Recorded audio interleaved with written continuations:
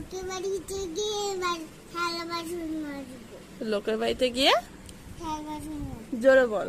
থালা বাসন মাজবো। ও, আর কি করবে? আর কাজ করবো। আর আমি ওই মাসিকে খাইয়ে দিব। আর আমি